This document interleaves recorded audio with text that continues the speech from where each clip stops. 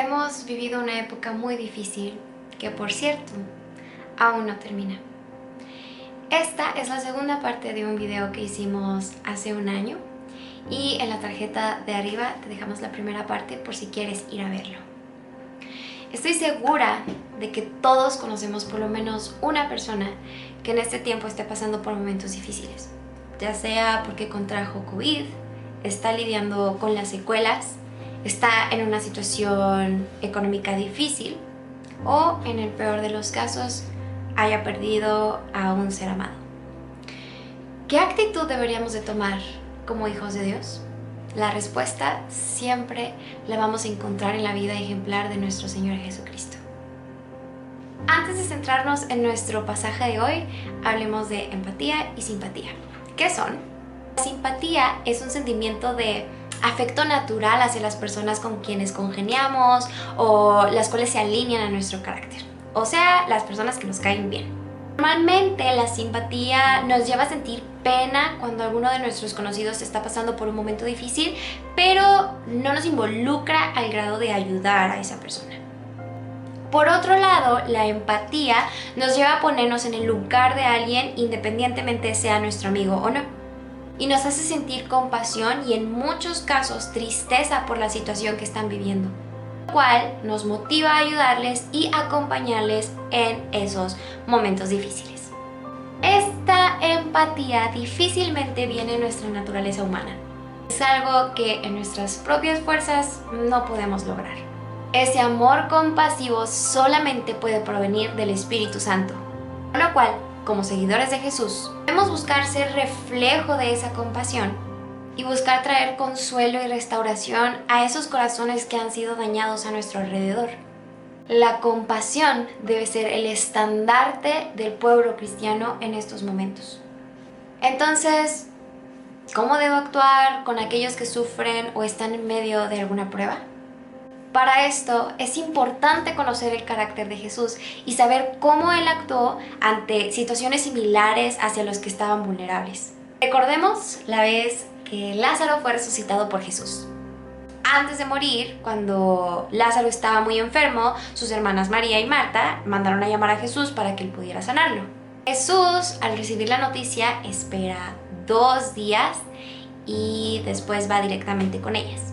Seguramente has escuchado esta historia un montón de veces, pero no hay que perder nuestra capacidad de aprendizaje porque Dios siempre nos quiere enseñar algo nuevo, inclusive en aquellos pasajes que no sabemos de memoria. En este pasaje conmovedor podemos ver la humanidad, pero al mismo tiempo la divinidad de Jesús. Como sabemos, Jesús llega cuando Lázaro ya había muerto. Y aunque muchos pensaron que Jesús ya había llegado tarde, esa tardanza no fue por falta de amor hacia sus amigos. Todo lo contrario, por obediencia a la voluntad de su Padre.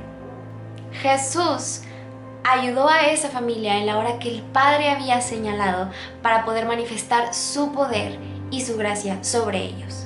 Marta y María, conmovidos por la tristeza de haber muerto a su hermano, le dicen a Jesús que si hubiera llegado antes, hubiera podido sanarlo y Lázaro no hubiera muerto. Al ver la reacción de dolor y de llanto de Marta y María y las demás personas alrededor, Jesús lloró. Este es un pasaje que nos puede conmocionar, porque a pesar de que Jesús sabía lo que iba a suceder, que era resucitarlo, Él se compadeció por los que lloraban. El verbo griego utilizado aquí en Juan 11:35, cuando se describe que Jesús lloró, es dakruo. No es el mismo verbo para describir el llanto de los demás, que era gemir o lamentarse. Las lágrimas eran una expresión de amor por genuina empatía. Amor no solo por Lázaro, sino por sus hermanas y todos los demás. El amor hacia los demás normalmente nos hará sentir el mismo dolor que ellos sienten. Pero a menudo los cristianos nos limitamos a solo sentir simpatía, la cual está bastante alejada de la empatía que Cristo demostró al llorar con Marta y María la muerte de Lázaro. No fuimos diseñados para morir o ver morir a los demás. Y aunque Debemos recordar que nuestra esperanza está en la vida eterna.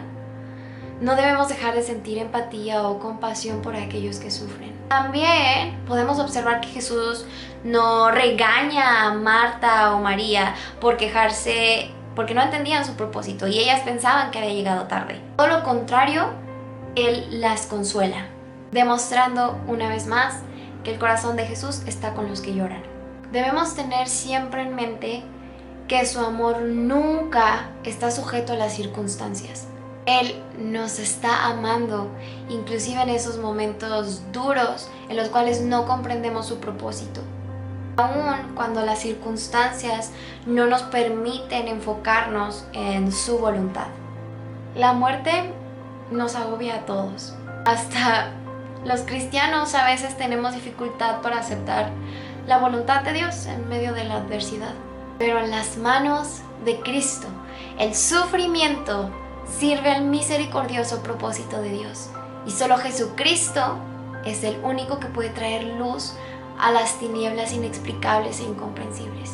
En Romanos 12, Pablo nos habla acerca de los deberes cristianos. Y el versículo 15 es la clave, ya que nos llama a ser compasivos con los demás. Alégrense con los que están alegres y lloren con los que lloran. A veces esta última parte nos exigirá un gran sacrificio y nos sacará de nuestra zona de confort.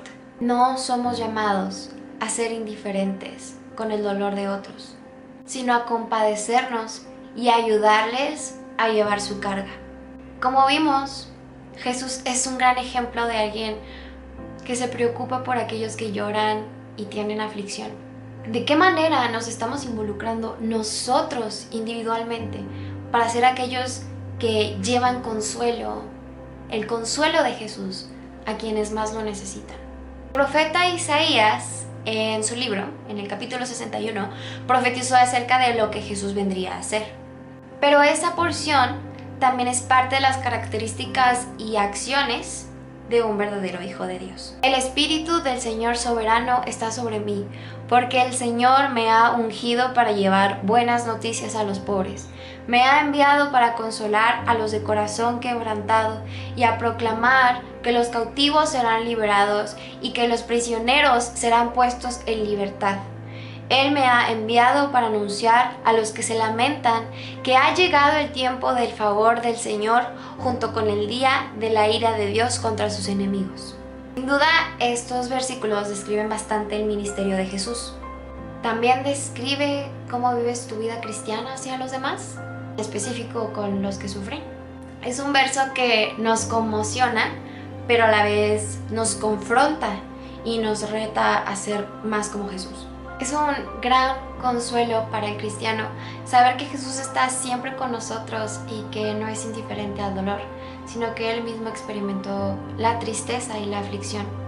Te invito a que pienses o que le pidas a Dios que ponga en tu corazón a alguien que necesite su consuelo, a alguien que está pasando por un momento difícil como los que acabamos de comentar.